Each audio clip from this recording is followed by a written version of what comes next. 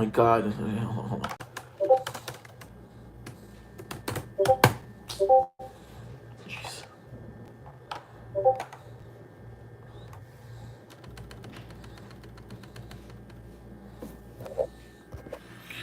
Okay.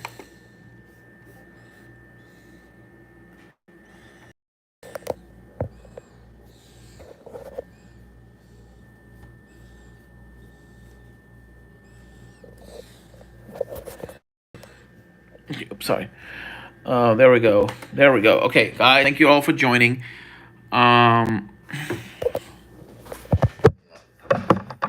forgot I need to plug in my laptop. Well, the laptop. It's actually my school's laptop. Alrighty. So this is so let's look at the Canadian run now. This is the European high resolution as of today. Let's look at hour 72.8, and this is total QPF. As you can see, the Euro and the GFS are both pushing the system further south, much lower QPF values. NAM has also been kind of trying to do that in terms of showing dry slot coming into New York. That's because the low is going to be kind of a little far to the north. If the precipitation is different, that would be crazy. But let's look at snowfall. Oh, shoot, I forgot I have to log in. Hold on.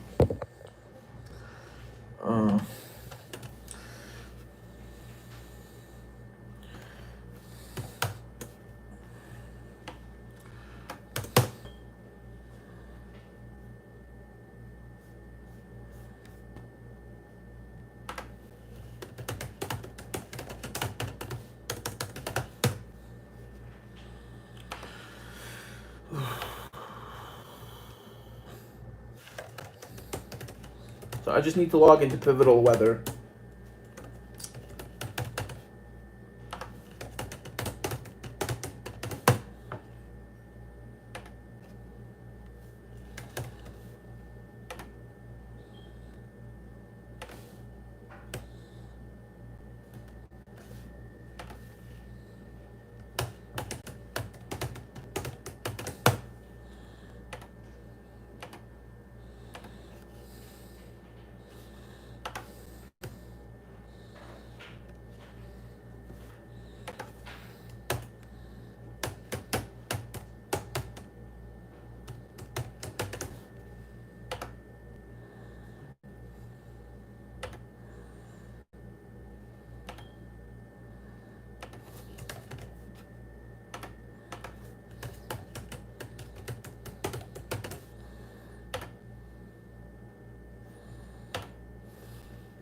Okay, I logged in. Sorry.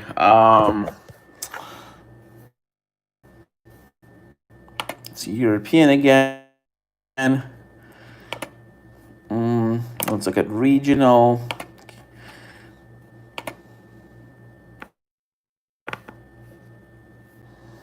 Let's look at our, let's look at QPF again. Hold on.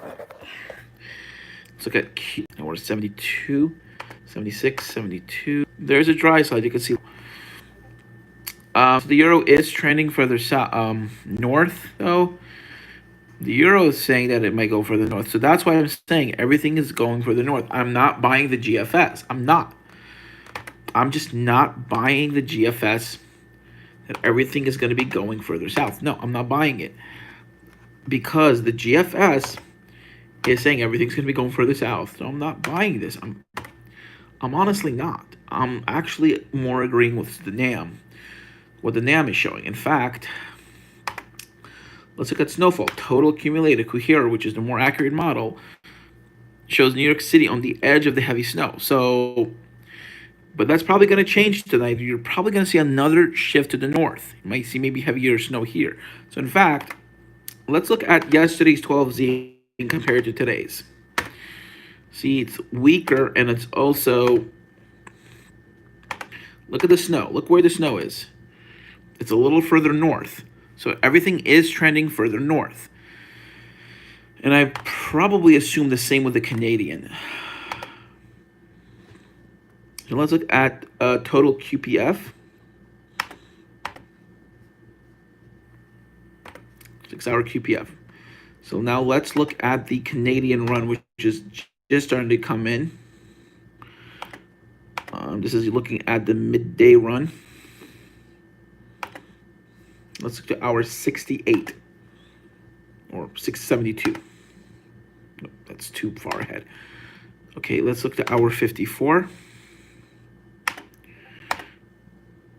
So, wow, it's a little further south. It's a little bit slower, looks like. This one shows a little bit slower. I don't like that when I hit 0, it automatically. I think I'm going to have to zoom out a little bit more.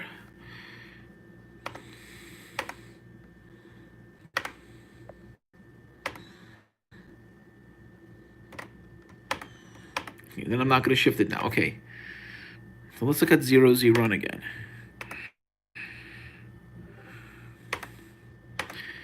Just want to... Yep, so it is a little bit further south. So let's look at the placement of the low.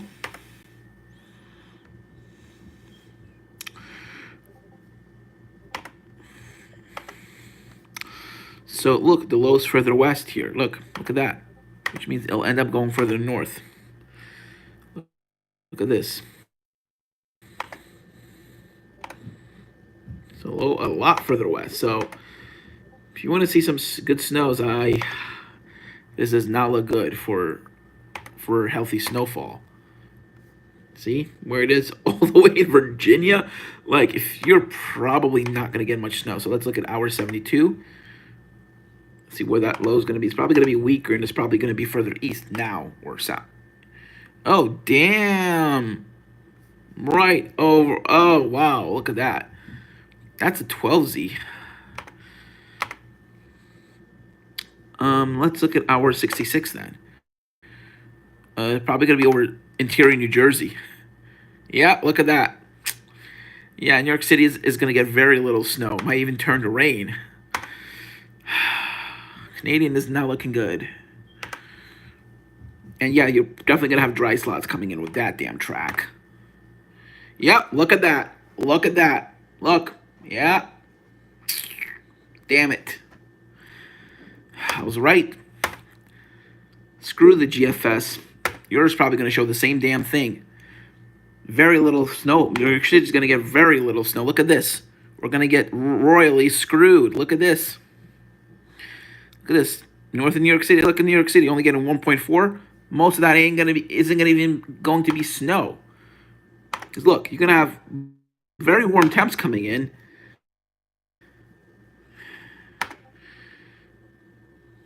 Oops, hold on. Here's 54, 60. I'm surprised the GFS keeps it warm. Oh, wait, I forgot that's the 12Z run. Of course. Of course. It's going to get very warm in New York City. Look at that, in the mid-30s. Look at hour 54. Look at New York City. 34 degrees. But so you're going to transition over to rain in New York. I mean, look at these temps in New Jersey. Really? Like, huh. Yeah, I'm believing this. I'm sorry to say this, but I believe this. I definitely believe this. And look at total precip. Sorry to say this, but I'm really sorry to say this, but New York City is going to get very little snow. I mean, New York City might get snow on the front end of it. Like, this might be snow initially, but then look. Let's look at precip type.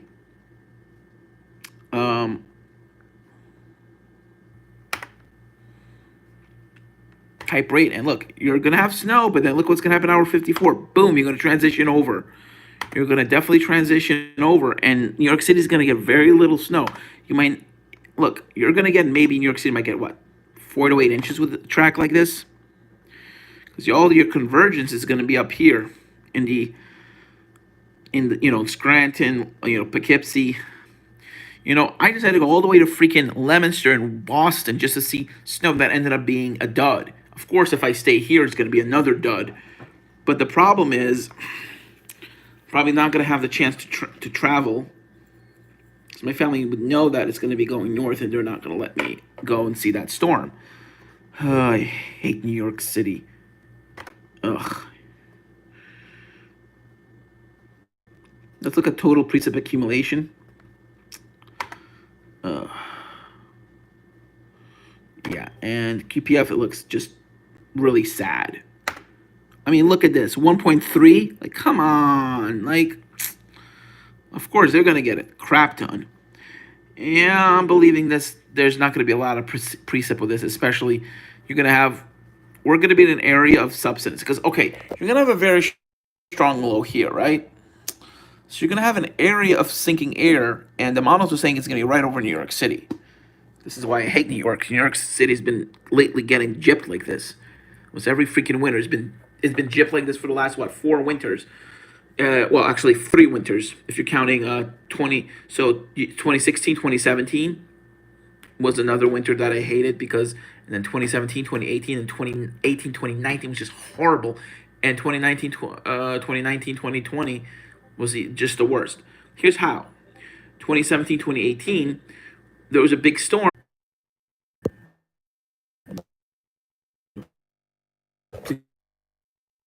Getting back, guys.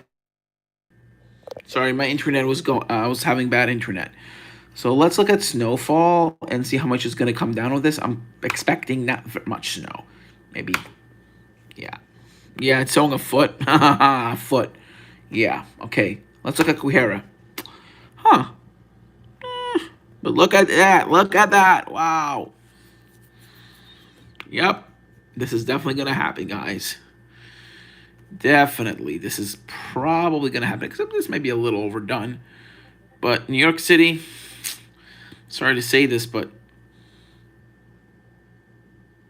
I wouldn't be surprised if New York City gets less than a foot of snow. Why am I thinking this? I mean, okay, let me try the HRRR, which I actually like better on College of DuPage website. So I did not check the midnight run of the HRRR yet. So let's see what's going to happen with HRRR. Okay, HRRR trying to shove it south, I see. Or is that the sleet line? Okay, HRRR is basically doing something I really am shocked by. HRRR is basically blowing the storm up and is sending it further south. Okay, this might be good news for those who want snow. The HRRR is saying, hey, hold on to your horses. This actually may go south. Look at that.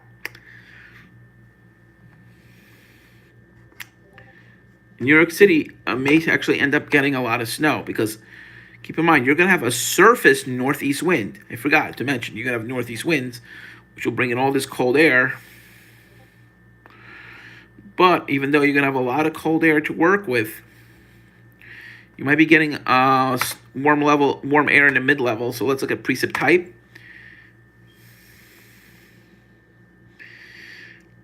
Don't believe this. That's just bright banding. That's not actually higher snowfall rates right here. That's just bright banding. So let's look at 10-to-1 snowfall water ratio. Okay. So this is midnight, by the way. So let's look at total precip accumulation. So the snow should just be beginning, showing a trace of precip beginning at 20Z, which is roughly, so precip should be starting at 19Z. They're already showing a trace of accumulation, a trace of precip in New York City. 19Z minus 5 hours. That would be about 2 p.m. in the afternoon. Snow would just be coming into New York City, 19Z, because, that'll be 14Z, which will be 14 local time, which is 2 p.m. So precip should be getting just around 2, 3, 4, 5, 6, 7. So this is 3, 4, 5, 6, 7. So this is 7 p.m. We'll be starting to have some moderate snow coming in. So let's look at the wrap. The midnight wrap is now coming in. I already got the 9Z wrap. So let's see. I already got the 21Z wrap, which showed pretty heavy snow just south of New York City. So let's look at Mid-Atlantic and see what is different with this current wrap. Probably a little further north in terms of center circulation. Oops. Actually, let's do it opposite. Yeah, so this would be 45 here. Yep, look at that. So you're having the precip going further north.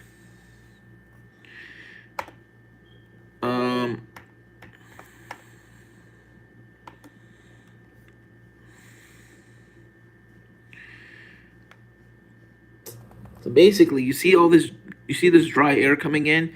So again, it's going to be pretty far to the north. The storm is going to end up going further to the north, and this heavier band will stay to the north of New York City.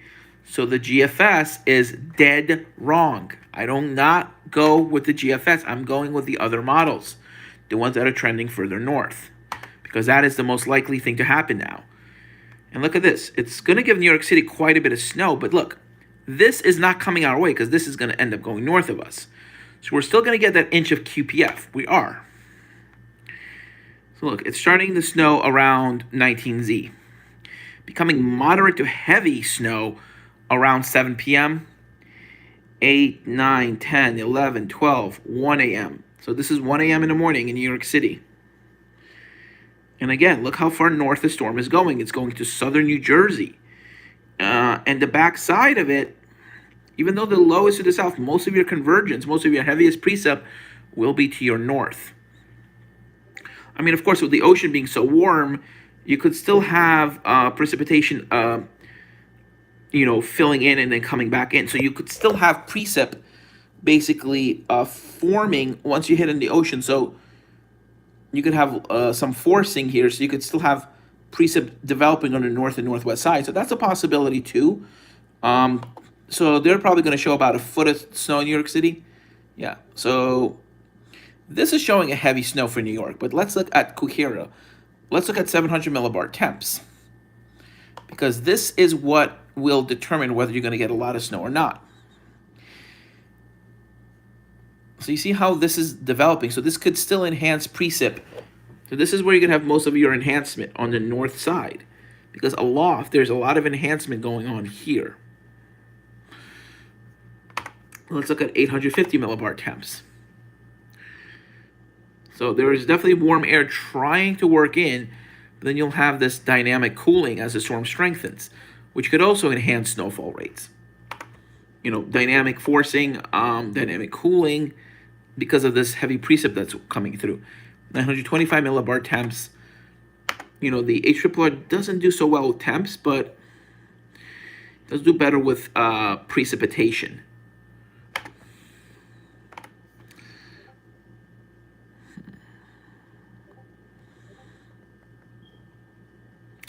So you'll probably have some mixing going on, even though they're not showing right now. There probably will be some mixing. And look, you'll have the rain zone line being so close to New York City. Very close to New York. Just really close. It's going to be very close. I actually believe that New York City is definitely going to mix. You even might see some rain in parts of New York City, especially eastern tip of Long Island. Look at that, rain. I think your heaviest snows are probably going to fall across central PA. Like, you're going to get some really heavy snows.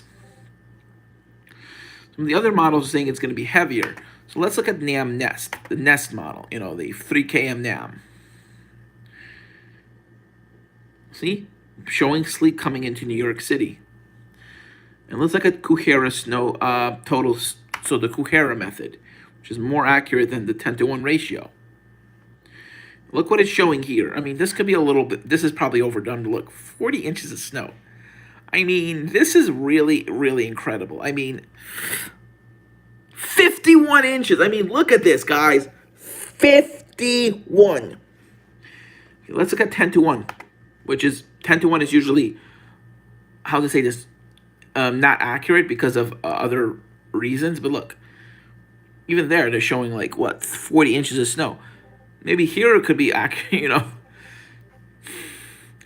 Of course, the European is coming in an hour, so I'm gonna do this stream for a couple hours. Just let me see the percentage of my phone first. Um, okay, I'm gonna have to start charging soon. I'm down to 57%, and I'll definitely be filming out on Wednesday night. Great. I mean, the fact that this is a nighttime storm is a real headache for me because I can't really travel anywhere.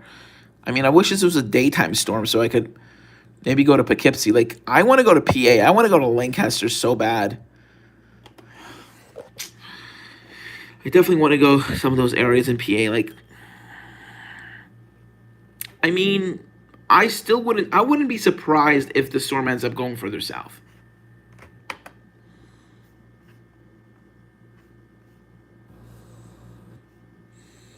Hold on.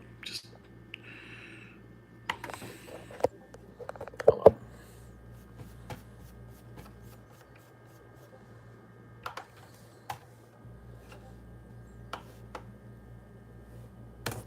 Yeah. Hey.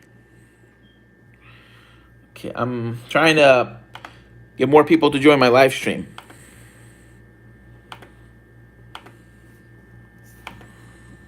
So I can't really multitask, so I'm trying to put my live stream out there. You know, send the link out. Thanks for joining. Sterling, Virginia. Let's see, Sterling. Sterling is not going to get much snow, I'm sorry to say. I mean, you might get some, but not a lot. Sterling is, I know, is in the DC area.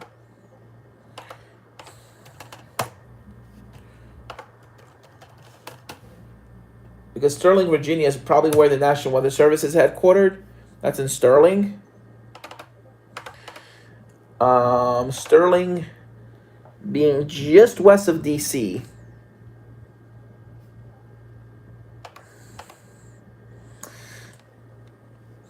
So let's see, Sterling, Virginia.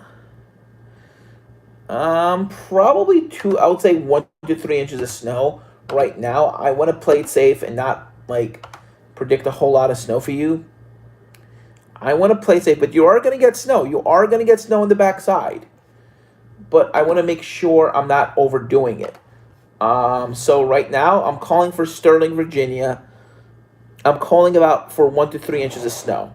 And that actually might be a little overdone, honestly. Let me look at the HRRR and try to see how much snow Sterling is going to get again. Sterling. So Sterling should start out as a rain-snow mix. Temperatures in Sterling throughout the storm should be in the mid to upper 30s. Voluntown, Connecticut. You're going to get a lot of snow, at least a foot. Okay, because the HRRR is showing that Sterling is going to get a wintry mix. Yeah, you're gonna get snow, and it's gonna mix with some sleet. You're gonna get mostly snow according to the HRRR. But as I said, I don't really trust the HRRR because it sometimes overdoes snow forecasts, as you can see here. Look what it buries DC with almost a foot of snow, and yet it doesn't. It basically is saying that there's not going to be much cold air coming in. I mean, there is going to be a lot of cold air coming in, even though when I go to precip type, it shows you the heights. It actually shows a much more colder solution than the other models. It shows a much colder solution. It shows the storm being further east. So I still believe that the heaviest snow, especially, will end up being north of New York City, even though this model is saying it might be further south. Look, I'm trying to follow the trend because wherever the surface low forms, in the southeast, it's very important.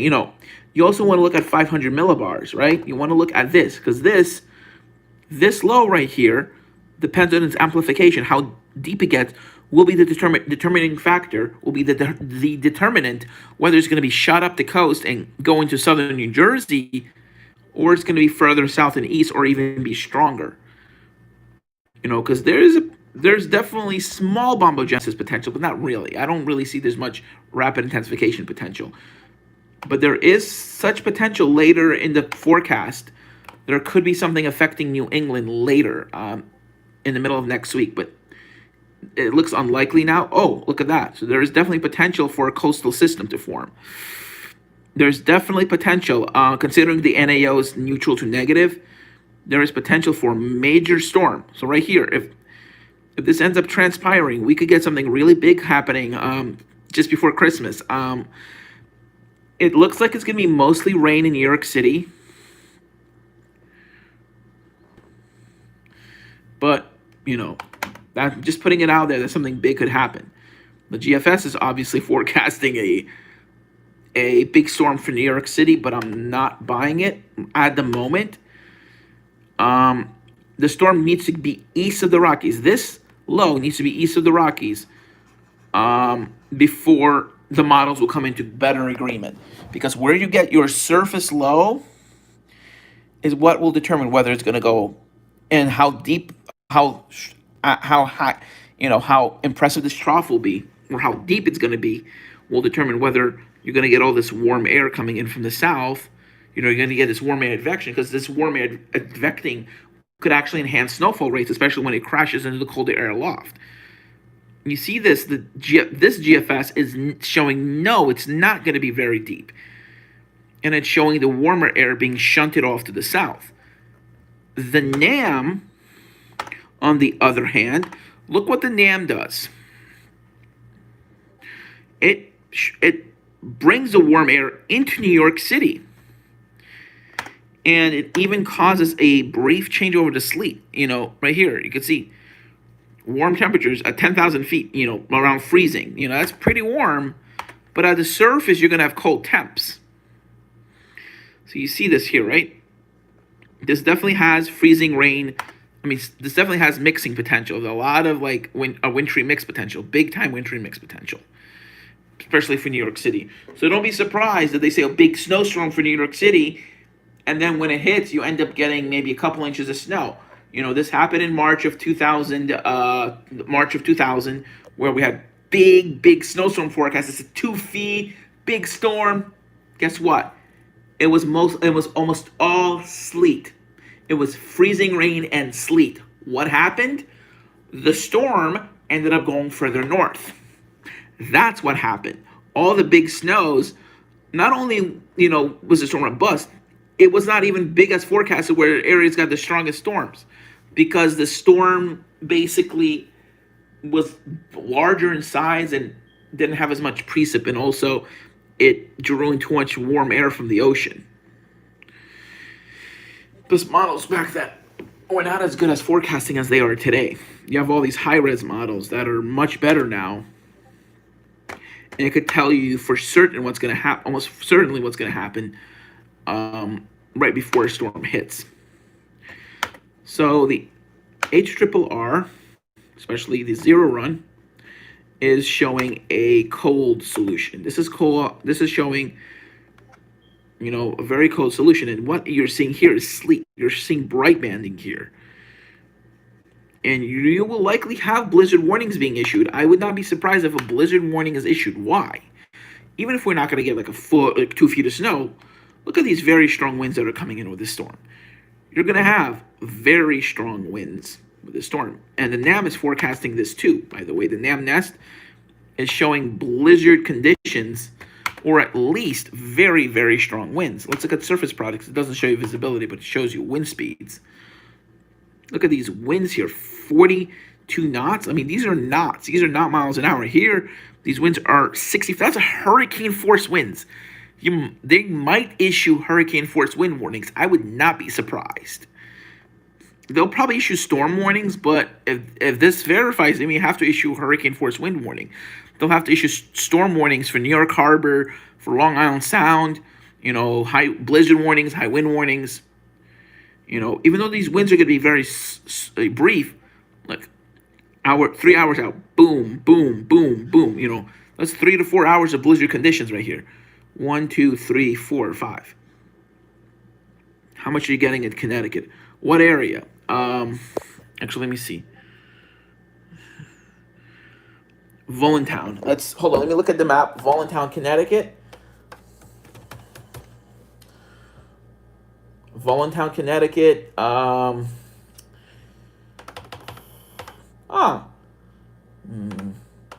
that's near Rhode Island. Okay, it's near Rhode Island. Waterbury. Oh, Waterbury's going to get a lot of snow, but if you're in Voluntown, maybe not as much.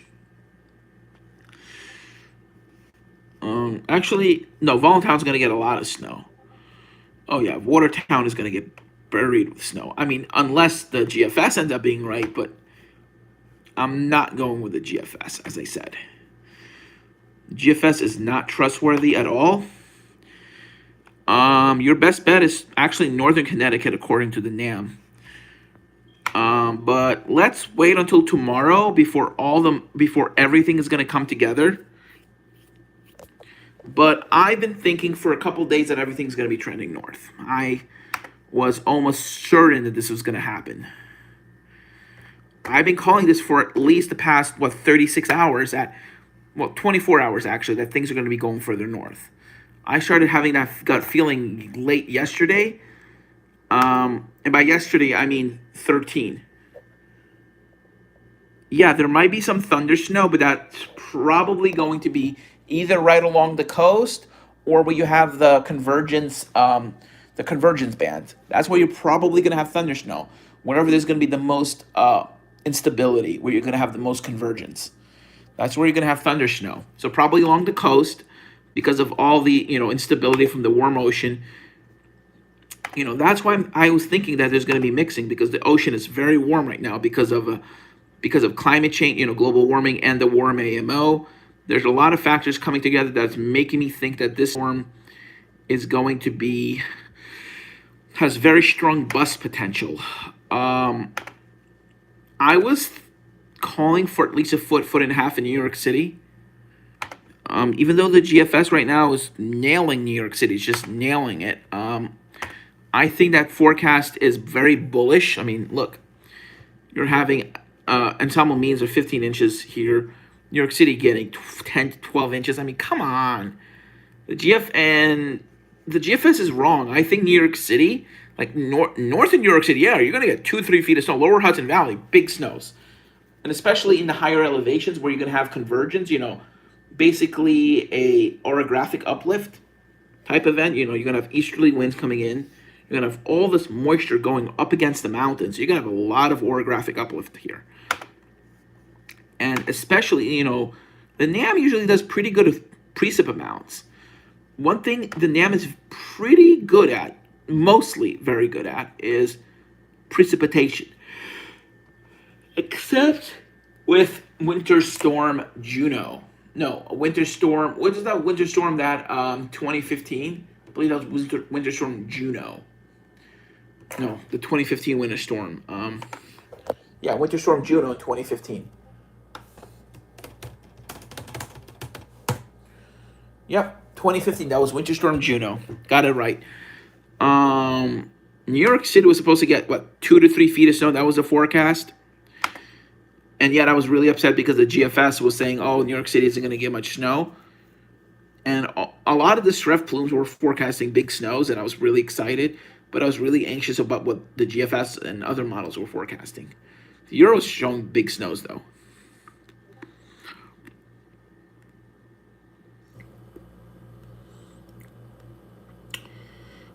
You're probably going to see snow between the hours of 7 p.m. and 9 a.m. So you're going to have a 14-hour window of heavy snow. Because for you, actually, no. For you, it's going to start between 7 and 10 p.m. And you'll have the worst of the conditions from about 1 through about 8 a.m. Worst of your conditions. well, 7 to 8 a.m.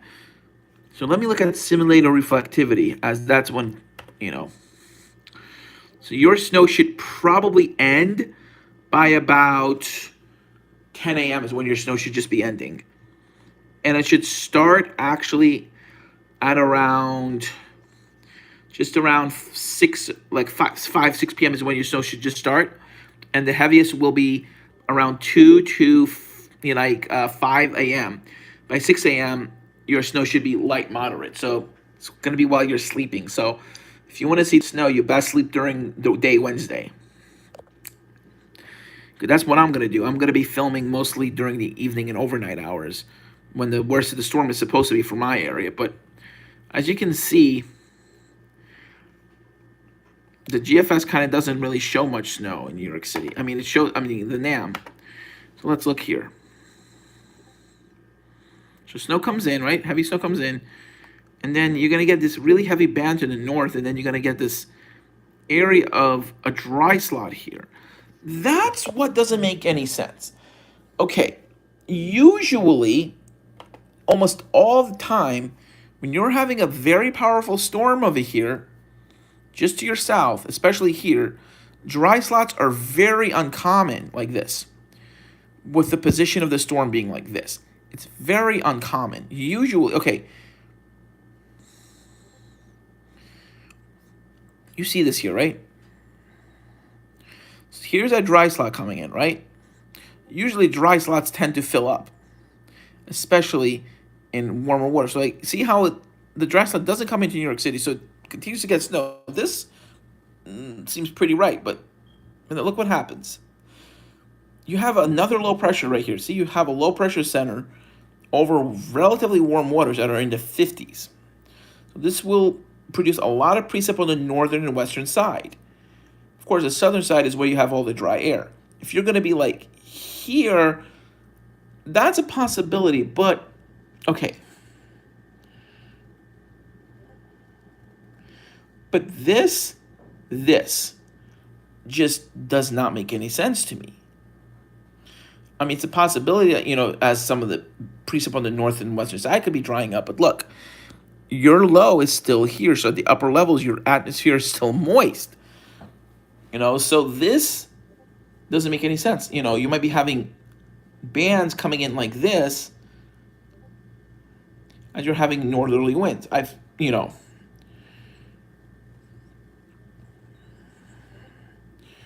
When the blizzard of 2006 happened,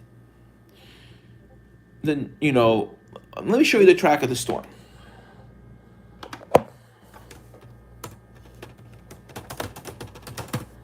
So the blizzard of 2006. So these were the snow amounts with the blizzard of 06.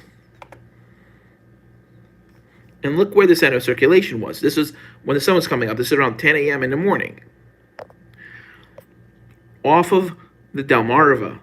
So this is where center of circulation was. And your strongest snowfall amounts, your heaviest snowfall amounts,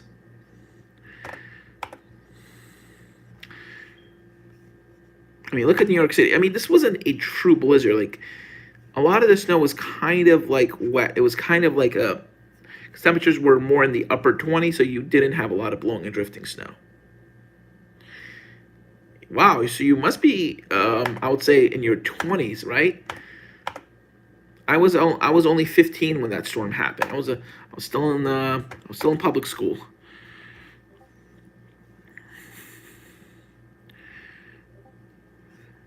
This storm was more like worse. Like, this storm was really bad, and it was ranked as a Cat 5 in terms of winter storms.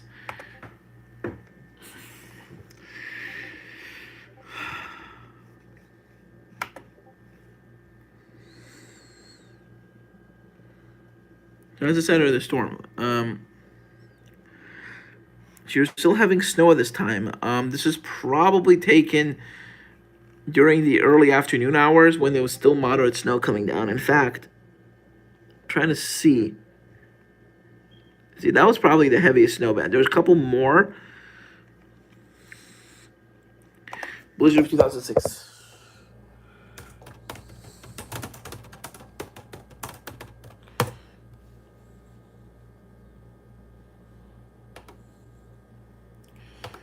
No, of 2006.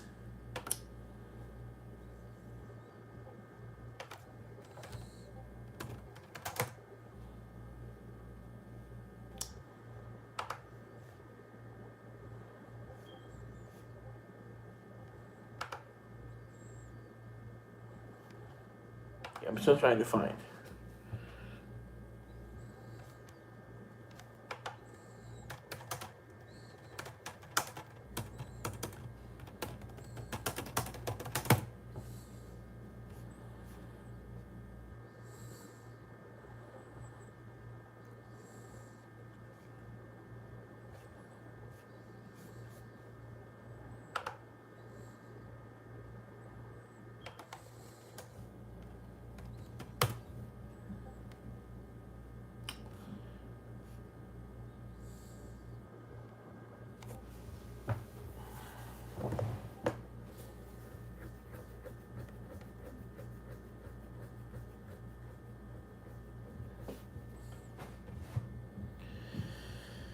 All right.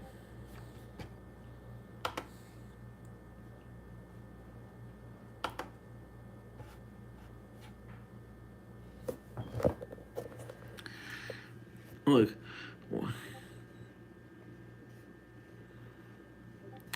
what appeared to be a rather ordinary nor'easter on the computer models forecast Saturday intensified dramatically on Sunday as a blizzard moved over the warm waters of the Gulf Stream. But the thing was, the National Weather Service, I think, got something right, and they called a blizzard watch Friday afternoon. Yep, they called a blizzard watch on Friday afternoon. I'm like, blizzard watch? Why? They're only forecasting 4 to 8 inches. I think the National Weather Service knew that the storm was going to be really bad. 11 inches of snow fell in 3 hours at Central Park between 7 and 10 a.m. on Sunday. The kind of snowburst one seldom sees except in like effect storms in lee of Great Lakes. New York City reported thunder and lightning for 6 hours during the height of the blizzard. Yeah, I remember. I woke up at 5 a.m. Looked at the rate. It wasn't snowing terribly heavy, but there was thunder and lightning, and the heaviest of the snow actually came down. Between 7 and 10 after the thunderstorm. The thunder and lightning had ended. At that time. So probably that snow band that produced those heaviest snowfall rates, the thunder was actually over. There was no thunder and lightning between 7 and 10 a.m. There was before. I remember thunder and lightning at 5 a.m., 6 a.m., but 7 a.m. there was none. I woke up at 5, there was thunder and lightning like crazy.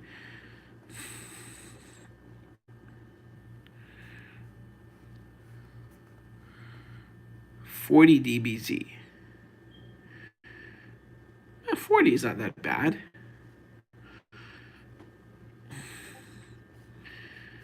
I wish I could see the radar loop.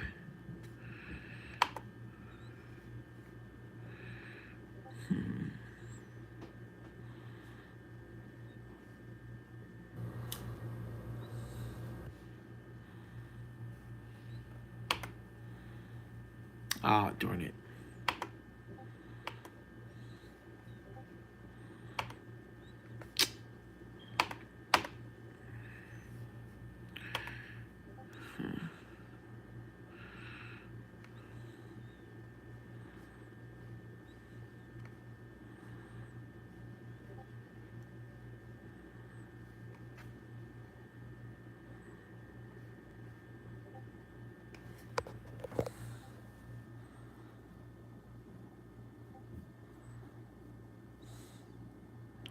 Zero at LaGuardia Airport. Wow.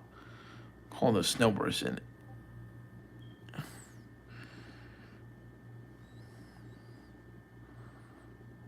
It's organized into thunderstorms. Actually, this is what I was looking for.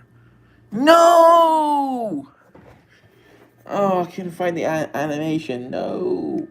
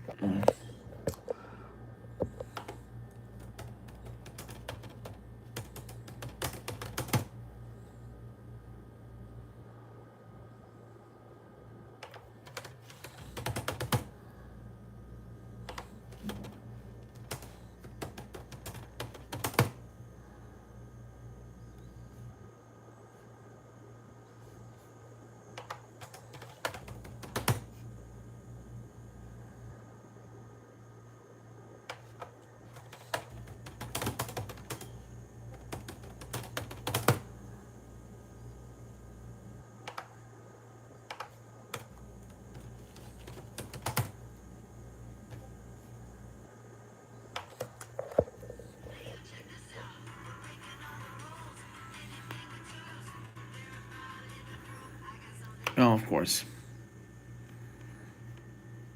Yeah, 26.9 inches.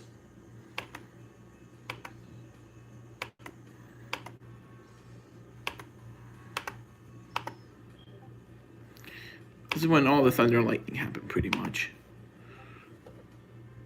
This is about when the thunder and lightning happened, right before this sun came up. After daybreak, the thunder and lightning has, like after the day broke. Oh, that might have been lightning.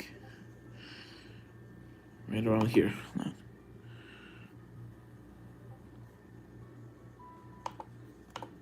Let me slow down the loop to about a quarter of its normal speed. I'll show you what I'm talking about. Okay, let's see. Yeah, maybe it's just best if you go to that video. It's really hard to see.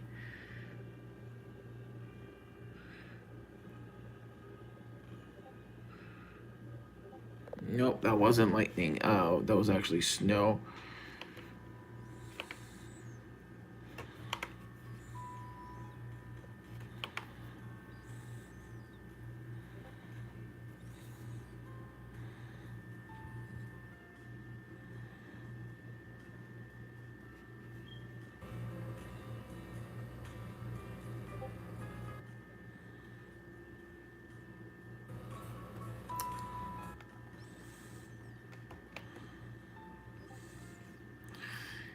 See people's lights turning on and off? That's probably because of thunder and lightning. They might have been woke up by thunder.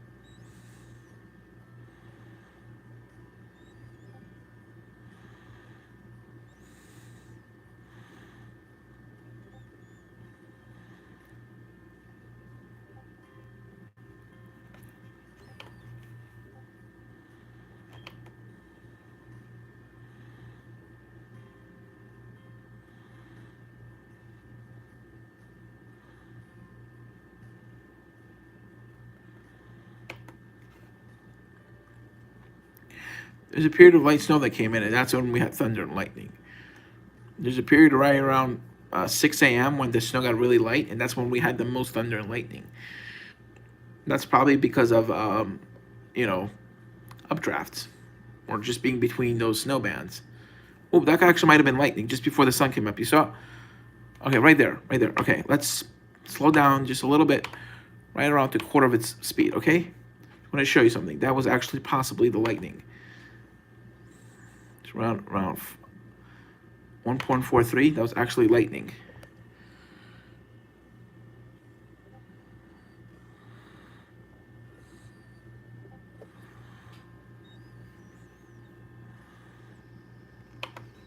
See how it's dark outside? Everything looks dark. And then you see what is a flash. See, you saw that sudden flash, right?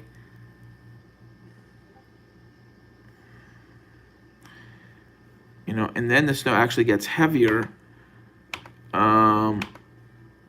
This is when the snow gets really, really heavy. Yeah, this is when the heaviest of the snow comes down. That's the snowburst coming in now. And look how much the snow grows here. Look at that. Look at that right there.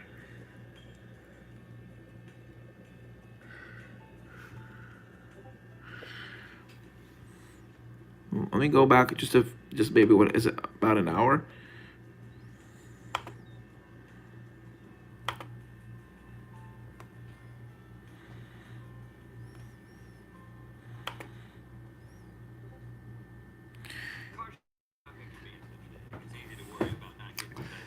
Yeah, and at night they didn't forecast more than a half a foot of snow.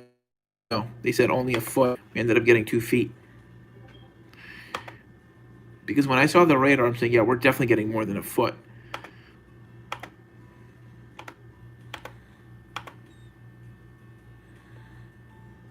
So let me go back now and look at the College of DuPage. Is there potential for this? There definitely is potential for something like this. Why? Why is there potential for such a heavy snow? Because that storm basically came out a similar way.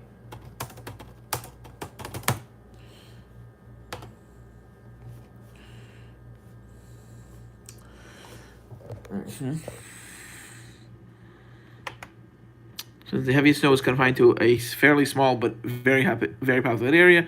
There was only rain as a low in Category 3 major on the Northeast snowfall impact scale, which takes into account the area and population affected, as well as snowfall accumulations. Even in New York City, where the record snow amounts occurred, the storm fell on a Sunday when many people could easily stay home and be the relatively small geographic area of extremely large snowfall. Because the temperature was well below freezing throughout most of the storm, the snow is mostly dry and light in composition as opposed to the heavy and wet snows. Yeah. As a minor system bringing some snow along the southern Appalachian Range, the low pressure center moved offshore early February 12th, where it began its rapid intensification. By early Thursday morning, by early morning,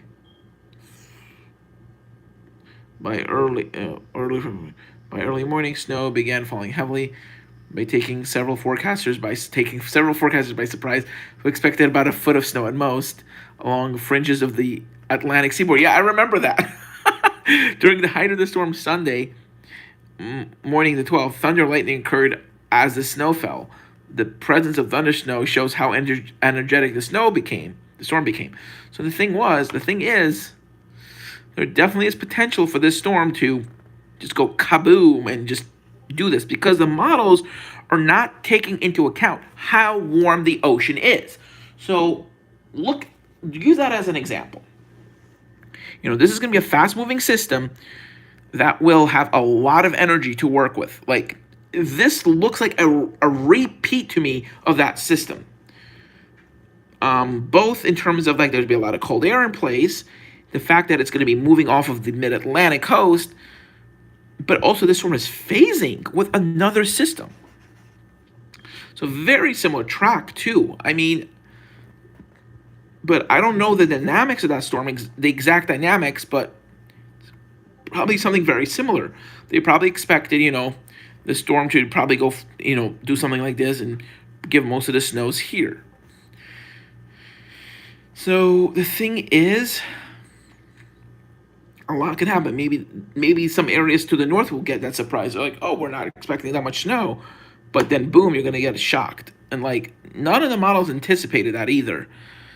And maybe, that dry slot may not even come in. So, like, a lot can happen. A lot can definitely happen.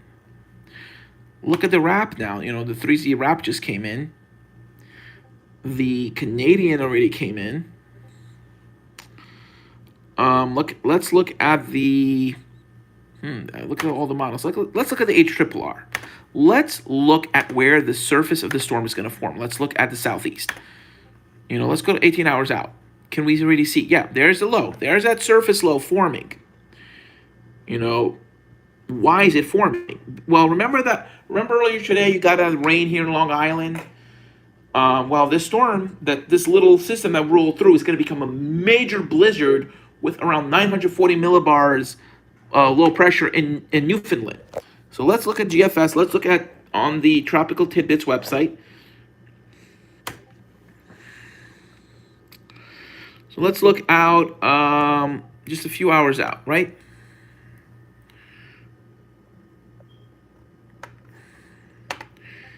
So let's look at low dynamics. Let's look at mean surface level pressure anomaly. So this system right here, a little 995 millibar low. Nothing much, right? This storm was fairly weak. And look what's going to happen. Look what's going to happen here. 942 millibars. 935. Look at this. 939. You see this, right? And then this system leaves behind an area of weak and low pressure. Look at that.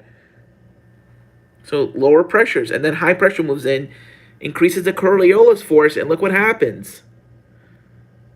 So this system is thanks to this storm here. So this system helped this system form. So you see how everything is interconnected? Right here, boom. System left, you think, oh, everything's fine. Cold front left, everything's fine.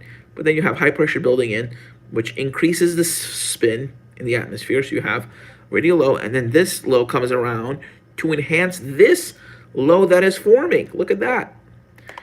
And look what's going to happen here. Of course, that's just one model run, right? That's just one model.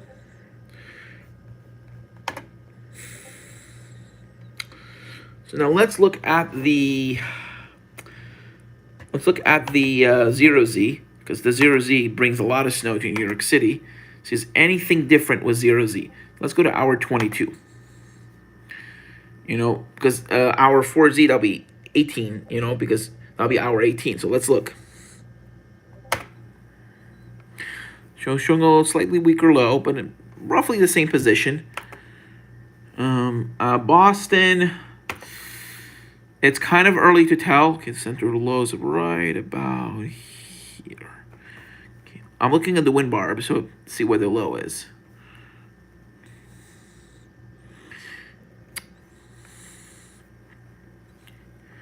So right about there.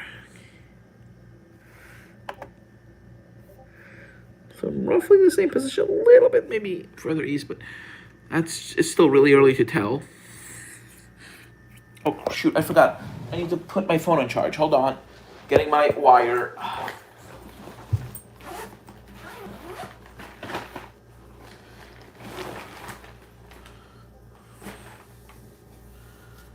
Oh, okay.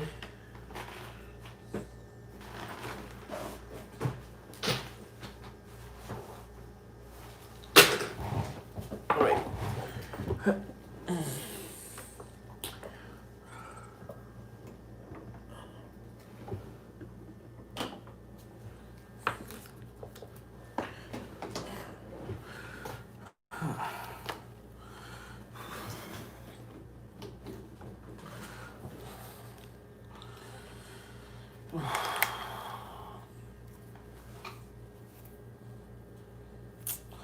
So there's definitely a good chance that a blizzard watch will be issued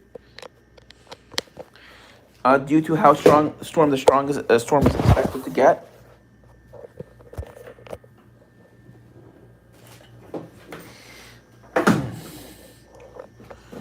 Okay, hold on.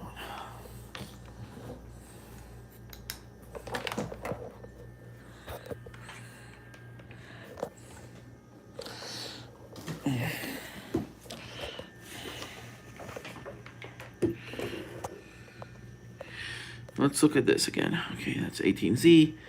The euro should just be coming in now. The first few hours of the euro should just be coming in. What a trend. Let's see if he's live streaming. David Schlotthauer. Is he live streaming right now? He's amazing. Yeah, he's really good. David Schlotthauer is another great meteorologist. In fact, we actually were really good friends. We still are friends, but he's really busy. A lot of stuff, so I don't really have time to, he doesn't have a lot of time because of work and other stuff. But look, this storm, 959 millibars, So let's see what the euro is saying about this storm. The euro is very accurate, especially when you go a few days out, especially about the position of lows. Not so much with precipitation, but it is very good with the position of a storm. That's what the euro is very well known for, is for where the storm is going to be. And that's tropical tidbits. But let's go to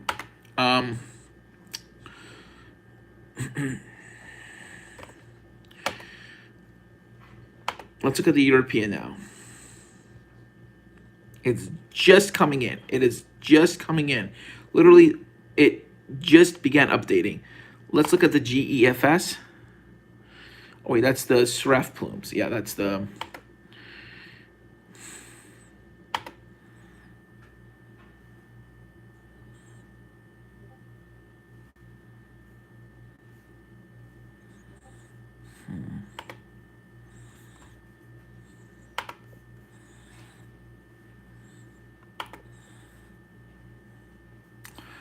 I can't really do regional. 12 total QPF.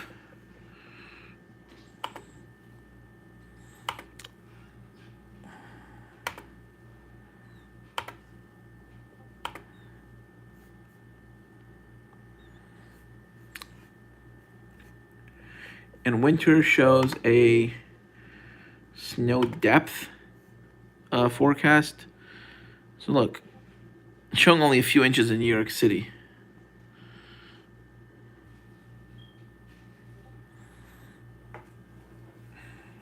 GEFS.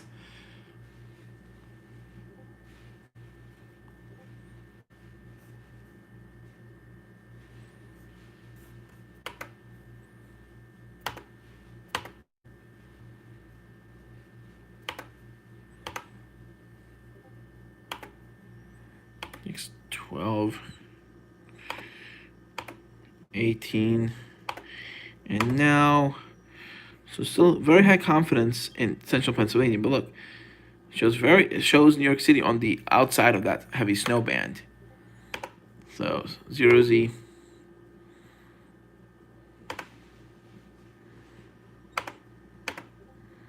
So it is trending further north. So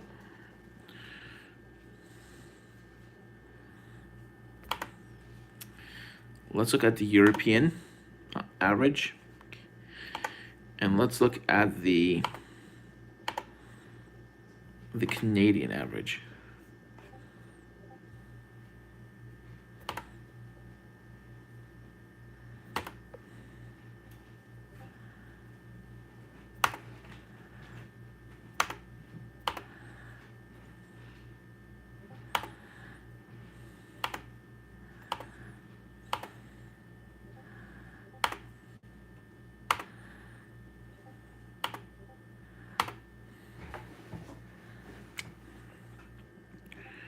Let's look at the euro.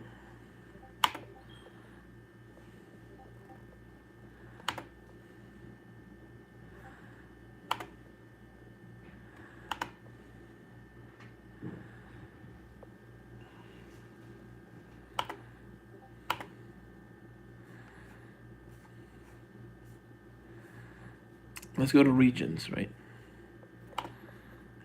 Regional, let's go to Mid-Atlantic. So 1,002 millibars, right? So the euro, is trying to show it going to southern New Jersey, right? Look at this.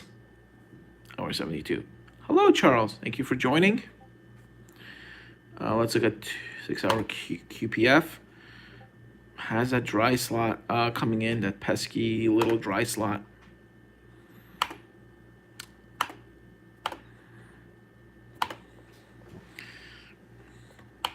I don't know why it has a dry slot, but maybe because it's showing a more compact system.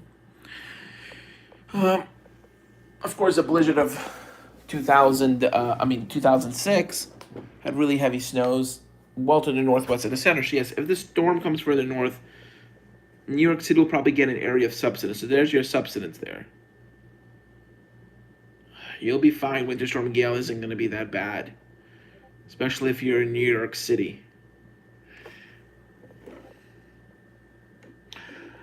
Wait, Charles, I think I know you. I think I know you from somewhere. Thank you for joining. I mean, Charles, where are you from? Just curious. Okay, let's see.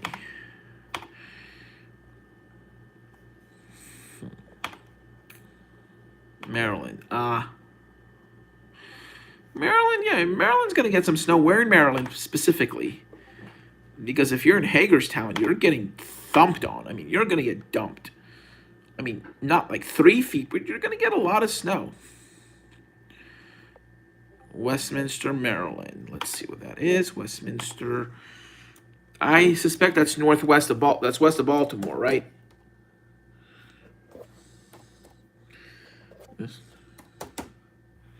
Westminster, Maryland. That's definitely, I would think, Western Maryland.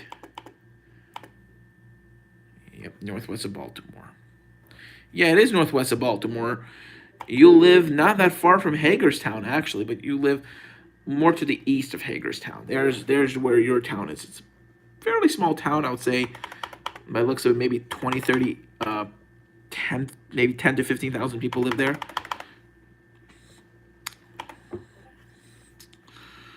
And let's look at how much snow you're going to get in Westminster. I will show you. Westminster is right northwest of Baltimore. So Westminster is right about here. So you'll be getting, I would say, about a foot of snow. 5 to 8, I would say, is a pretty safe bet. But let's look at the wrap and let's look at the HRRR, because that is going to probably be more accurate in terms of how much snow you're going to get. Let's look at Mid-Atlantic. Let's look at Westminster, that area. Yeah, it shows really heavy snow. The HRRR, which usually does very well, showing a lot of snow for your area. But this is, keep in mind, this is at least 48 hours out. This is usually the maximum this run goes out to. So let's look at the wrap model. Mid-Atlantic again. New Westminster, right? Let's see. I would say a little bit under a foot of snow.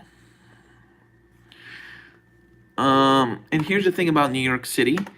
It's the wrap model shows New York City area of substance. I have to get up early. I have to be at work around 9 a.m.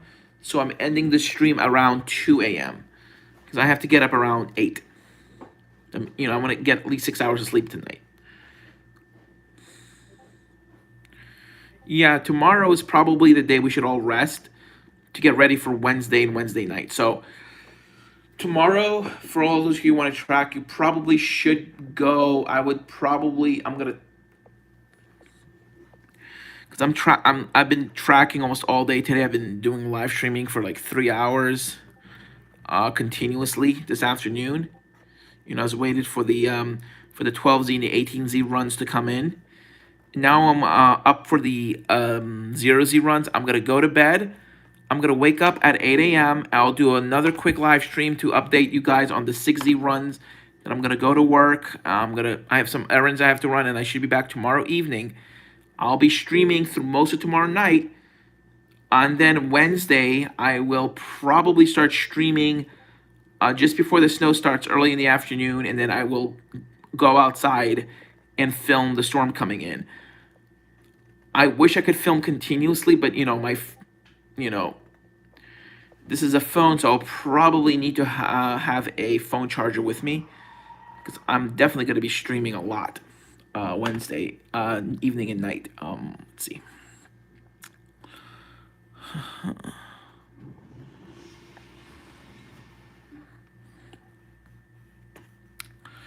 So what the HRRR is saying. 0Z run. The HRRR does not show a dry slot. Thank you so much. Thank you. I'm gonna try to put my stream out right now. I've been holding this phone for like an hour. I just need like 5 minutes just to put my phone down, so I could also rest my hand and put my stream out a little more. More people can watch. Yeah, thank you, Charles. Let's see. YouTube.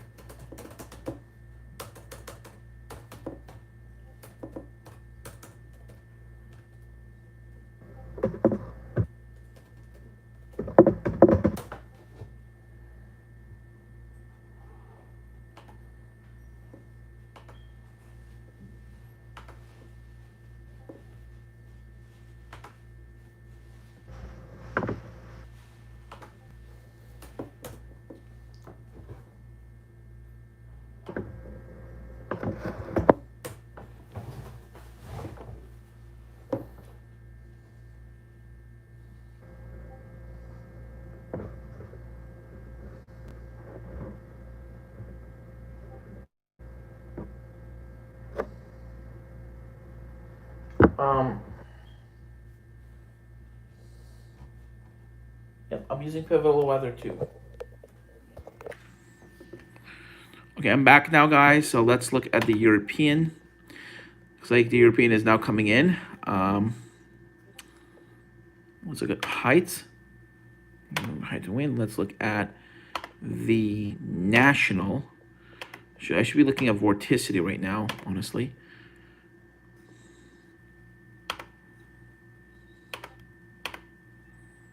Thank you so much. Alrighty, so hello. Vorticity. Where's the vorticity? Dynamics. Yeah, 500 millimole height vorticity. Hour 24. So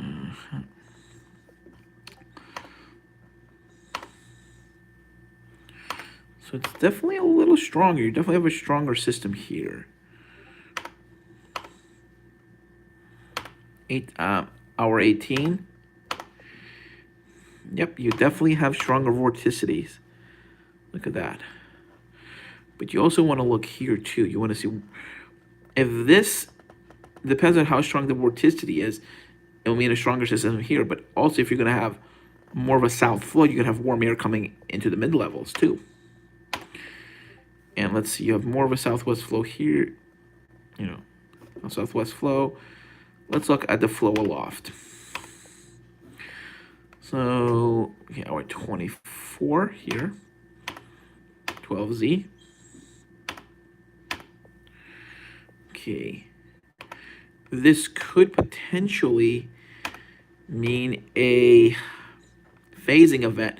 Where is the phasing going to occur? You're definitely going to have a phasing event. See, here is your surface low starting ready to form. Well ahead of the system here.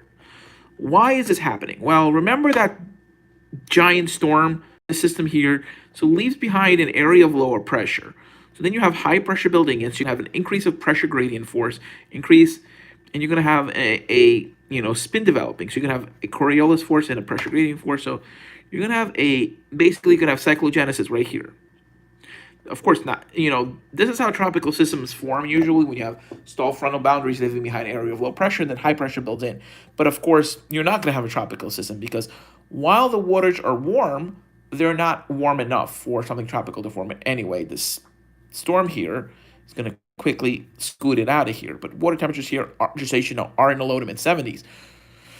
So if something subtropical wanted to form, it could have, but you don't really have conducive temperatures, especially aloft. Just too cold. Up to maybe 700 millibars, a little warm, but not warm enough still. So let's look at hour 24, hour 30. Let's look at the same run, 12Z run. So it looks a little weaker here. So you have a large 1014 point there, but here you have a small 1014. So also it's the position of the low. Where is that position? Let's continue looking at the 500 millibar,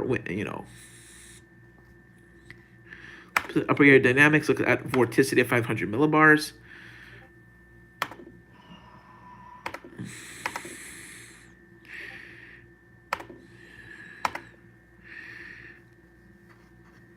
So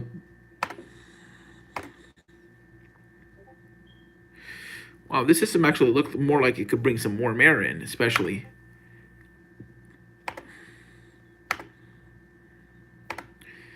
So here, wow, look at this.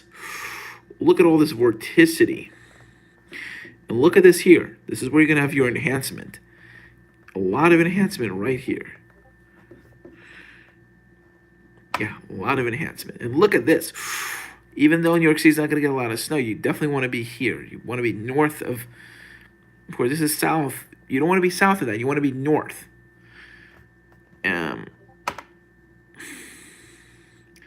Let's look at 12Z. So 12Z, look, a lot of vorticity, but it's more, it doesn't look elongated. It just looks like more like a U. So let's look at hour 36. Or let's look at hour 36 here. So see, you have this southwest flow aloft, warm air coming in. Things look about right. Winter storm Flynn, yes, it's gone. Flynn is gone. Flynn already hit Michigan and Wisconsin. Yeah, it already happened and left, yeah.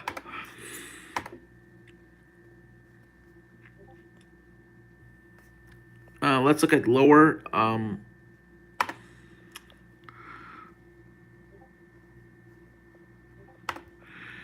let's look at 700 millibar temps.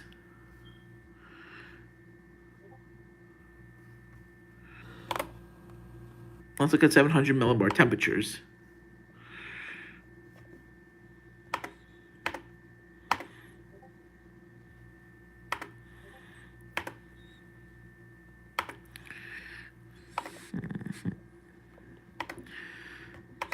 So this 291 looks a little bit smaller. Let's compare it to last night's run. Ew. So it's stronger. So definitely you're having a stronger system here.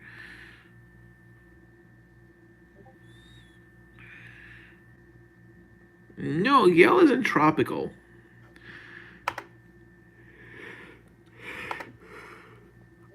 The fact that we name the weather, I support naming winter storms because it makes it easier to remember. For example, in 2010, we had all these crazy winter storms. You had the storm in you had New York City had at least 3 major snowstorms in the 2010 to 2011 winter season. You had the storm that hit on the 27th of December. Then you had another one in early January of 2011, and another one, I believe, in February and March. So you had 2 to 3 powerful winter storms. I remember in Boston we had 3. We had 2 blizzards and 1 major snowstorm. All right, so let's look at 42. So look, hour 291. So there's definitely warmer air coming in at the mid levels around the 700 millibar level. Yet at the surface, it's going to be fairly cold.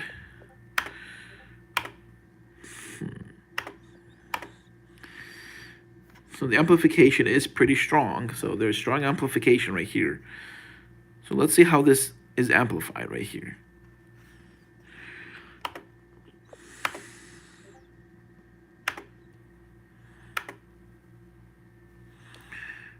So hour 48. So there's already a lower pressure forming here. Look at this. So there's already lower pressure that's trying to form. But you see how the above freezing temperatures extend into like southern Maryland. And this is with the 0Z. So now we can zoom in. This is when I want to zoom in now towards regional. Let's go zoom into the Mid-Atlantic. So, okay. 12Z. Let's look at 0Z. Fairly similar, but look. Look at all this warm air. Look. See this area right here below freezing? With the midnight run, it's above freezing, so you're having warmer temps coming in. So let's look at surface level pressure. So let's look at here. Let's look at hour 36. And now let's look at the surface. How this will translate towards the surface. I have a feeling that this would mean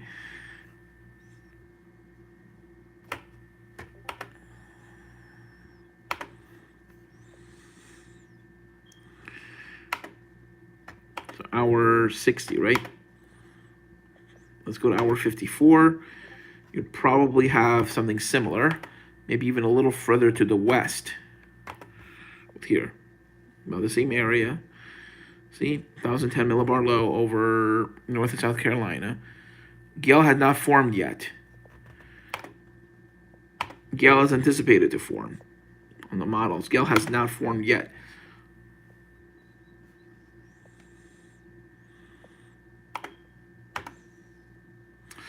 Look how far west it is. In Virginia. I mean, come on. You're really... Great. Looks like less and less snow now for New York City. I was right to think it's going to go further north. I was totally right. Wow. Damn it. Just great. Okay, let's look at 6-hour QPF. Yeah, major dry slot time. There's definitely been a lot of dry slotting coming into New York City with this scenario. Oh, great. Not only dry slotting, but rain. I mean, look at this dry slot coming in. Look at this. Let's look at the surface level pressure and precipitation type. Oh, man. Ugh, this looks horrible. Horrible, guys. Ugh. New York City might even get into the rain. Just, I knew this was going to happen. I knew it. I knew it. I knew it.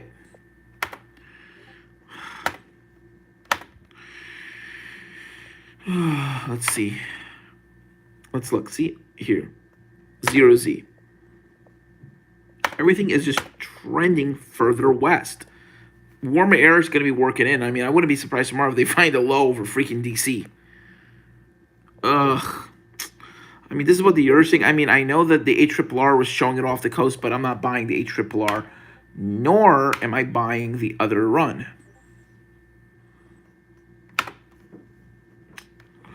All right, hour 84 for last night's run. Off the coast, let's see. Yeah, it's probably going to be like somewhere, I'm going to guess it's probably going to be somewhere over here. Well, just like really close to New York City. Yeah, look at that. Look at that. Look at that. Yep.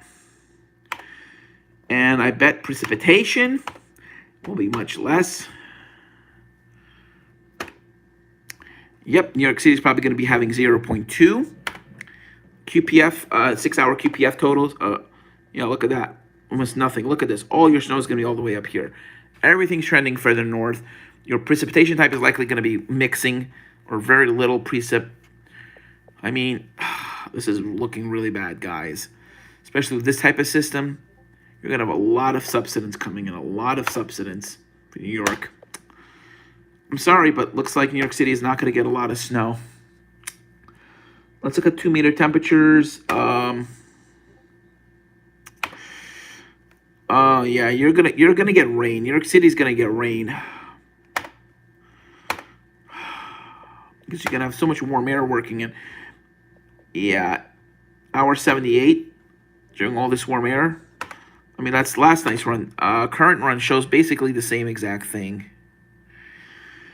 Hour 60 shows colder temperatures, but look. I mean, this is even looking worse than last night's run, so. Oh, great.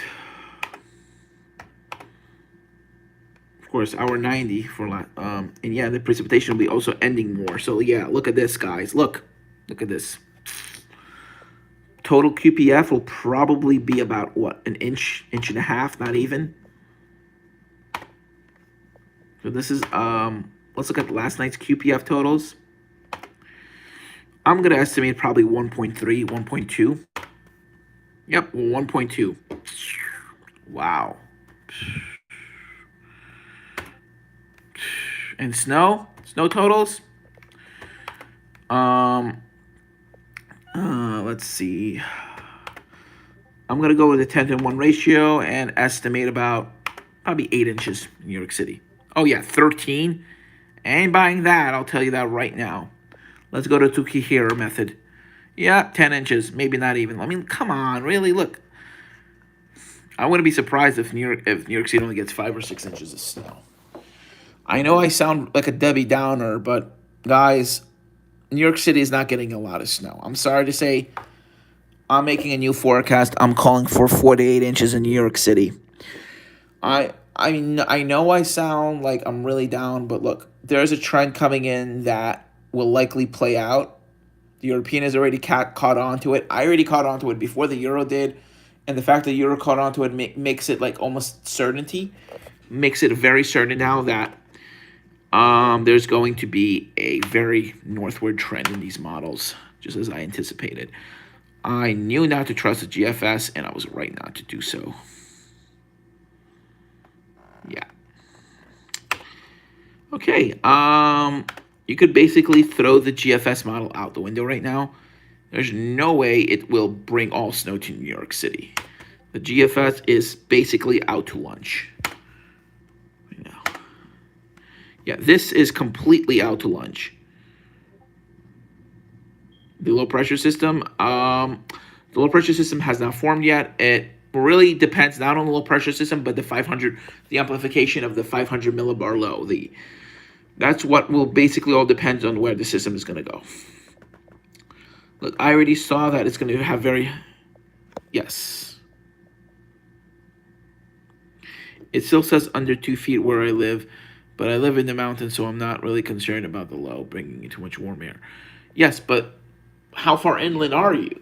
Of course, where I live in New York City, it's horrible. I not only live near the coast, but New York City always gets it bad. Where inland are you? I mean, depends on where you are. Yeah, you're inland. You're probably going to get all snow. Like, you're in the mountains, so that's going to enhance your snowfall.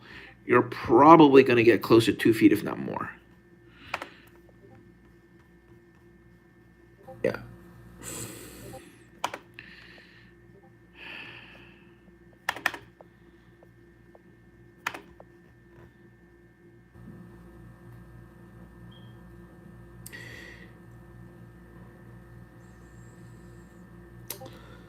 Yeah. It's not going to track along the coast. It's actually going to go inland. It's actually going to go into like Delmarva. Like the surface low is going to actually track inland. Look at this. Hold on. Let me show you what I'm talking about.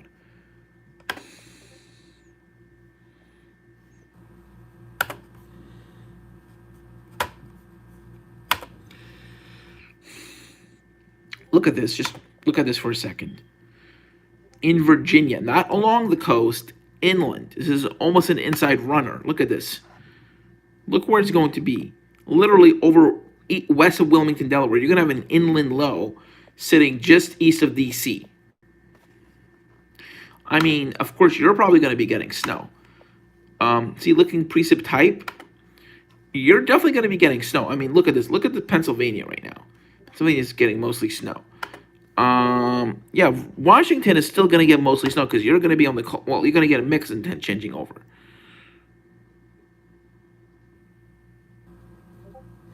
Yeah, that is a huge change in the models, and I was anticipating this. I was anticipating this since last night. I was calling for this. Before it was just off the coast. It's still not, yeah. Even when the models were off the coast, I knew it was going to be going inland. Guys, look, I'm sorry to say this for my even for myself, but if you live along the coast, you're getting mostly rain, especially the Jersey Shores. Just going to be rain. I wouldn't be surprised if New York City. I mean, this is just one model run. This is just one model run, but it's doing exactly everything is just playing exactly how I anticipated. I hate this what's going on, but this is what's going to end up happening.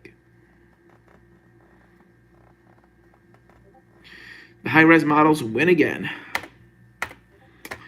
All right. So this is what the NAM is forecasting. So you centered the low going here. So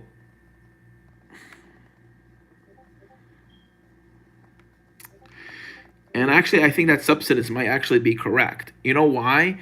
Because you're going to have most of your convergence well to the north. Usually, when you're very close to a low pressure system, you actually have a significant amount of subsidence.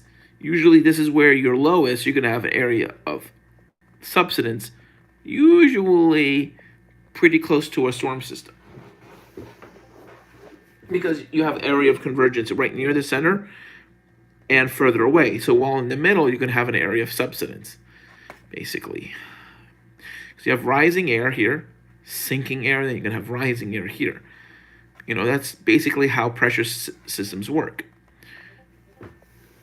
So in hurricanes, you have bands where you have rising air, and then between those bands, you have sinking air. Low pressure system is similar to hurricane is similar to a low pressure system, and a low pressure system is in a way almost like a hurricane because they're all cyclonic. Yes. So is that going to increase? No, unfortunately, it's not going to be increased. If the euro is right, you're actually going to get more mixing. So that's why I was calling for only a couple inches of snow for your area, because I was waiting for the euro to come in, and it basically did exactly what I thought it was going to do. And it basically is giving you a mix, you're going to start off with some snow, then you're going to transition to rain, and you're probably going to end at some snow. So I would say in total, you might get maybe 2 to 4 inches, but at the end, from that end, you're probably going to get an inch or two. So do I. Dude, I've been missing storms for 3 years.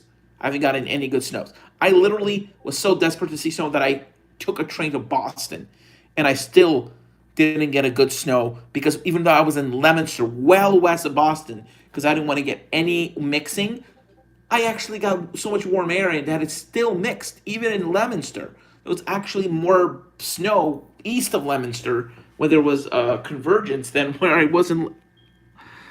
Of course, the heaviest snow fell exactly where it was supposed to be, in the mountains, but it wasn't 1.5 feet. It was just a foot.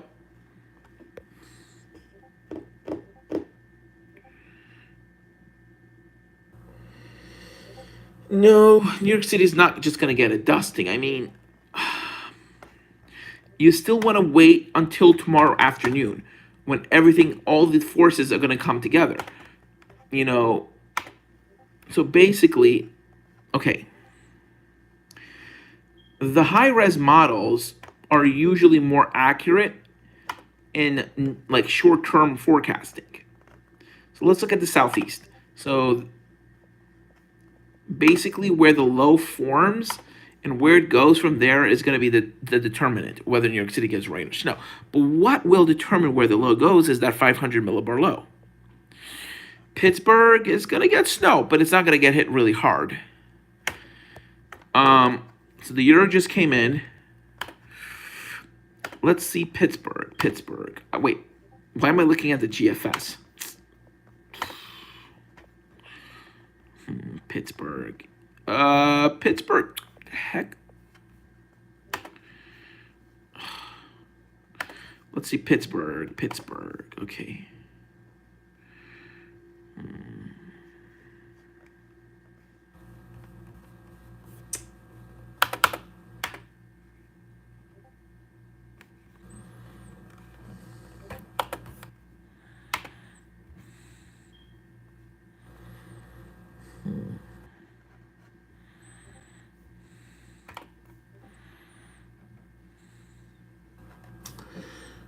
My guess is that Pittsburgh will get between 6 and 12 inches of snow.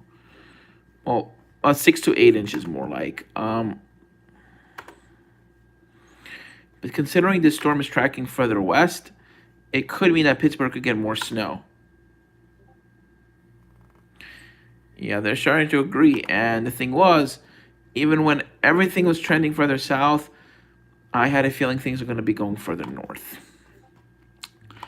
Yeah, I don't know. I just was having that feeling.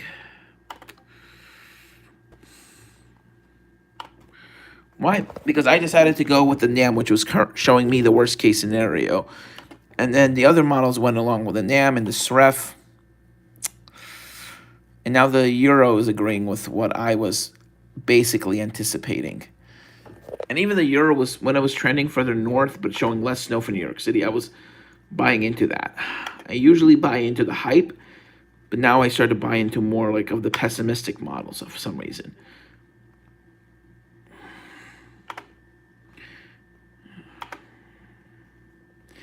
Yeah, the last 3 years I've been really gypped. Like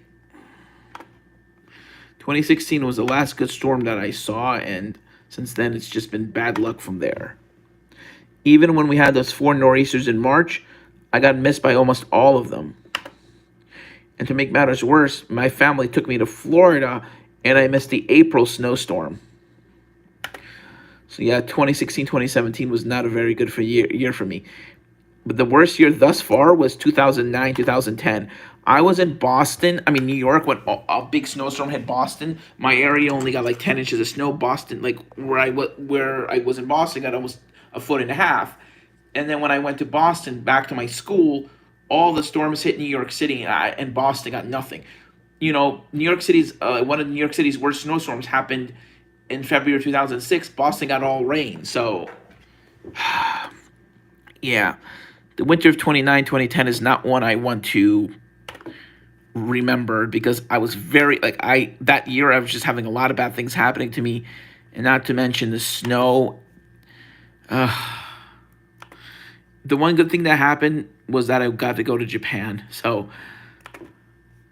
that kind of like made me like feel like, I'll just say this, finally made me feel better, because 2009, 2010 I was really depressed, and I was being super pessimistic that year, and literally all my pessimistic predictions were coming one verbatim. So yeah, that's just something I don't like to remember.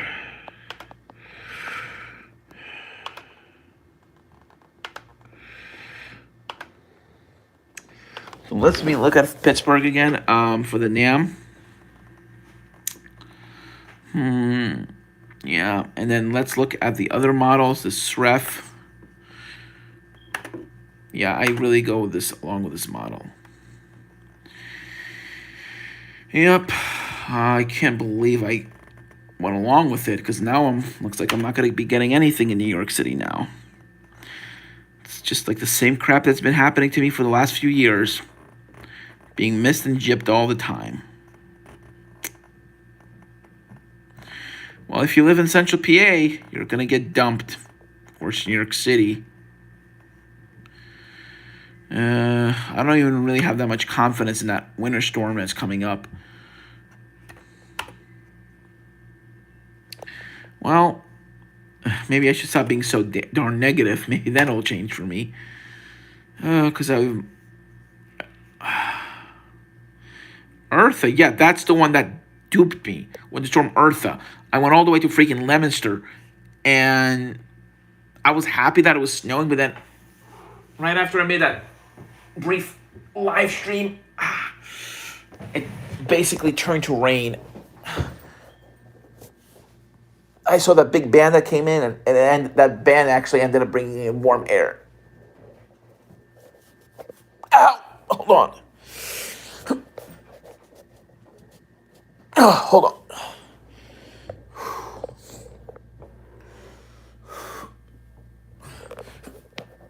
Okay, that's better now. Okay, that's better. Oh.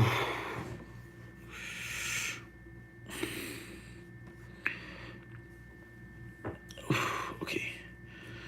Mid-Atlantic, let's see.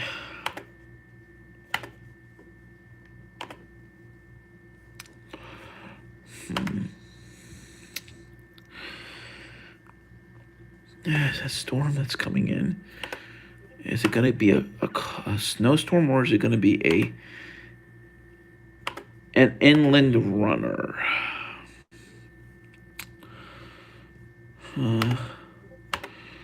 My best guess it's probably going to be an inland runner. Let's look at.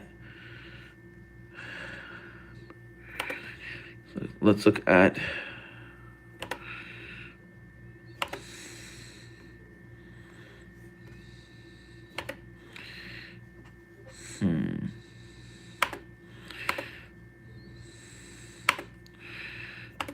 Yeah, this storm is going to be rain. Even though it looks like temperatures are below freezing, look at all this warm air coming in. So this system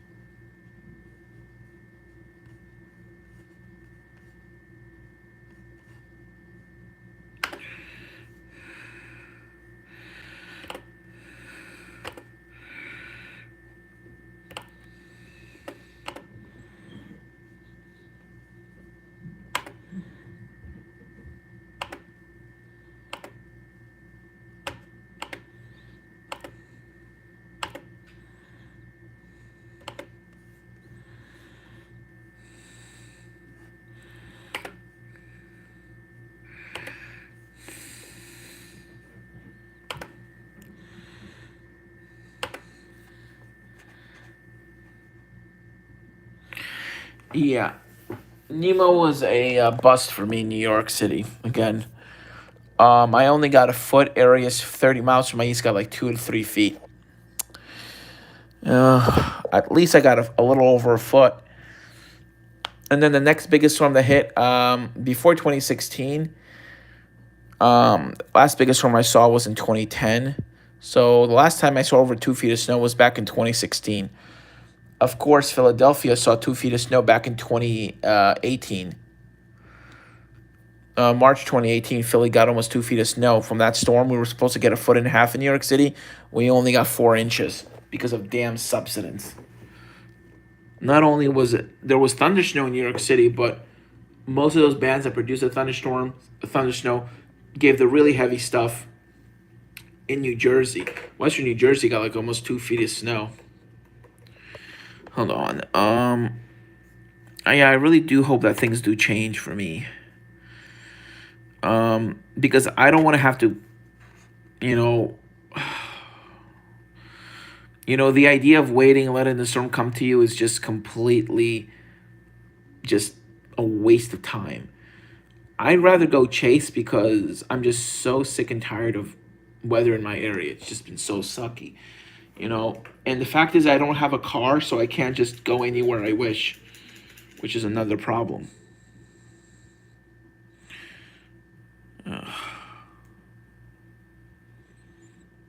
Yeah. Well, they're going to stop hyping it by tomorrow afternoon. They're going to push the heaviest snow north and west of the city. I mean, it's basically almost a given that the storm is going to be a bust. I mean, look. Mid-Atlantic. Let's see. I mean, southeast. Let's go to southeast now. I mean, look at this. This storm is really weak here. So let's look at the wrap.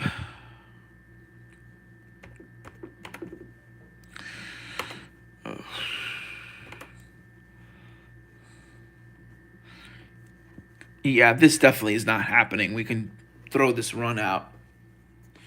This isn't going to happen.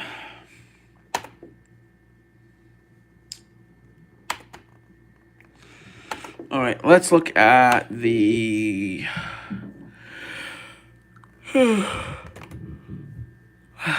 I'm gonna stay up for the 6Z HRRR. Then I'm going to bed. Once the 6Z comes in, I'm just gonna go to bed.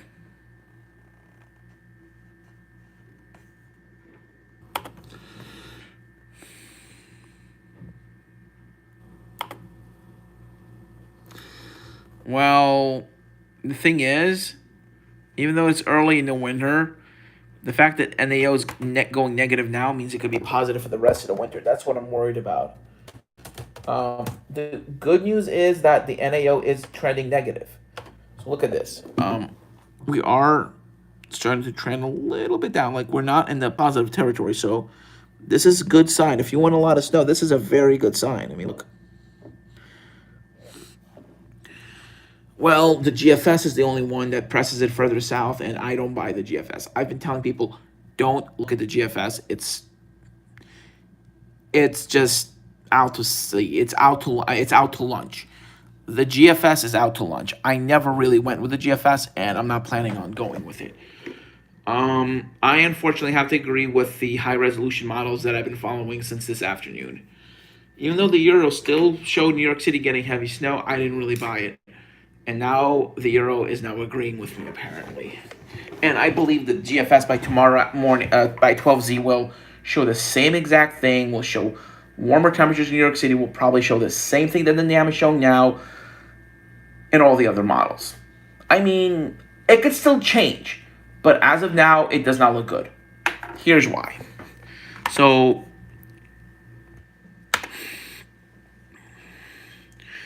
the 500 millibar low. Let's look at the 500, where it is now. Let's look at 3 days ago, where the 500 millibar was. See? You see how deeper it is? You see how much it's trenching in? This deepness will cause it to wrap up sooner and wrap more warm air in. Look, okay. Look where it was yesterday. Look how it was, the amplification was not so deep. I mean, it was deep, but look, it kept the warm air off the coast. Last night's run also brought in some warm air, but here's the thing. Look at this run. It is showing a deeper amplification. So, okay, let's look at yesterday's run, the 12Z, for example. Putting a lot of warm air into New York City. This is why on the 13th I was thinking, okay, things are not looking good for snow. And now, look at this. You see how deep this is? As I said, warm air will be flying into New York City. I mean, I think that this midnight run of the GFS is actually not doing this justice. I think that'll be more like today's midday run, which plowed warm air into New York City and really held down accumulations.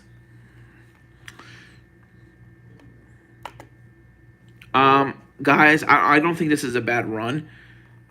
I think the 12Z, I think these are all good runs because considering the 0Z runs are usually the more accurate ones, and the models are following this trend of being further north. Why? Why is this storm going to be going further north? It's all because of this amplification here. I mean, the only way warm air would not go so far north is if this low here goes further south, and instead of going north, it stays further south. See how it wraps up and then goes to the to the northeast? But why is this happening? Because it's trying to rejoin with the flow. So you see how it almost cuts off? It's not suspicious. It does look accurate. Like, it's definitely going to bring warm air. Oh, if you mean suspicious that way, yes. So that's why I'm thinking warm air will definitely come into New York City. I was thinking for the longest time that New York City is going to be having mix. Even from yesterday morning, from from like late Monday night, I was thinking that there's going to be mixing. Late Sunday night. Sorry, because today is actually from late Sunday. I was thinking that the storm was going to be pretty warm. That there's might be some rain mixing in with this. And even when everyone told me the storm was trending further south, I didn't really buy it. It seemed like too much of a too good to be true. I'm sorry to say this, but I would not be surprised if New York City gets very little snow. And the only snow might occur is it on the front end, and then during the heaviest precip, you might be getting mixed. So there goes your snow then.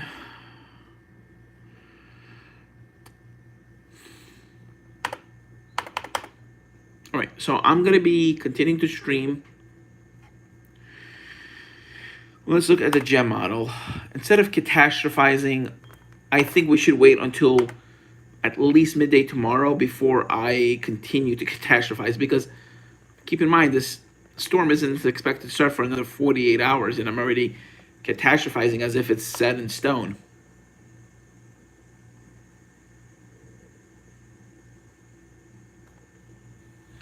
Yeah, Brett, you're definitely going to get a lot of snow. Brett, you're going to get a ton of snow. You live in the Poconos? I'll tell you exactly how much you're going to get without even having to look at the models. You're going to get a ton of snow. I'm sorry to say this to you, but well, north of you, yeah. If you're north of the Poconos, let's see. Yeah, you're going to get a lot of snow.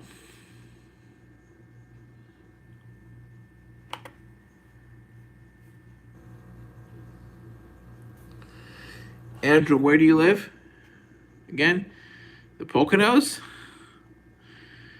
Hi, it snowed today, Andrew. It was snow today in the Poconos.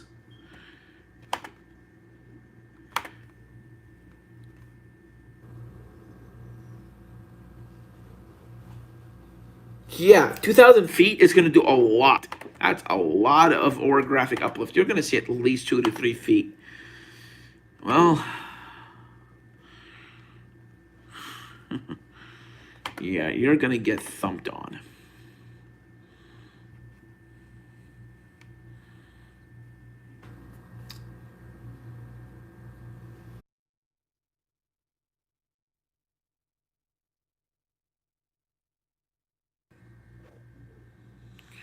Okay, someone called me. I have to go right now.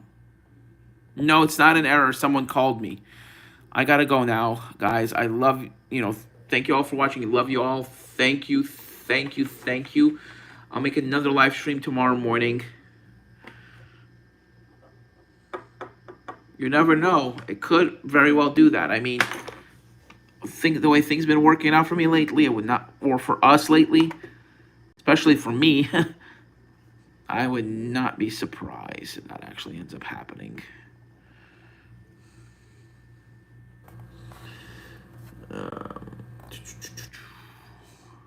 Okay, guys, I gotta go now. Wish you all a good night. I should be streaming again tomorrow morning, just before work. Thanks for watching. Bye.